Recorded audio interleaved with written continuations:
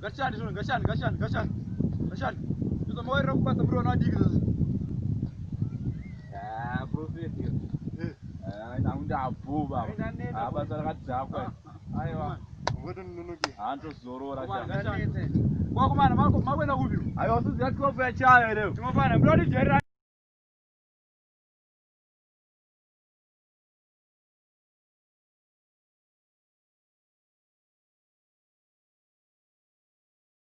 Amana, pane pondo. Kuita se. Pondo? Mukuru, samufa tutenga chiko nikaponde ka. Aiwa usatira mwasuzi azvikuitika iwo. Kwezi kaenda nana plan.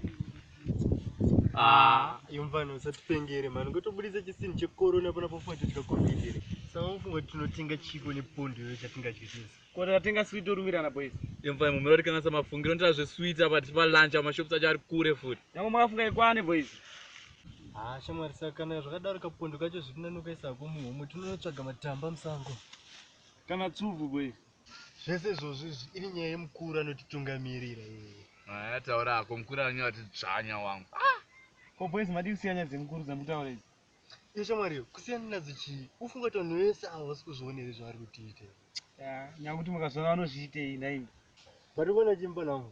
Ndangowana wakashaya zvekuzviita ka. But ndakazvimirira ndotsvaga plan. Ndogona kubira kana masini ndotiza kuenda kunze kwenyika. Masini anenge kana mota. Iwe, mota yake wakambonyatsoenda akatosiyana nedzimwe mota unoitengeserana. Ipapo manje. Saka ndomukiya. Umukiya? Ya, kutokiya chaiko shapo. Ata zidzoro iroro ndosondokoti. Waiziva? But iwe, mukuru ambori munomo ere mukuru wacho iye? Anditaturisamwe. Inini boys ndakanzwa manager achiuza Froman zinoti mukuru angu ndoda kusvika nhasi maizi. Asiri ari kuya naFroman.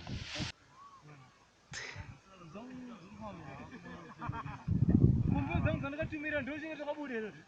Suri nani dzari kubuda wangu ari kutodzura kuti mari shomo. Iwana kuti amkonye ko hapana kuneze. Hapana black angu na prophet. Hey, wakumana uri kuneze baba. Hapana dodzirwa basa baba.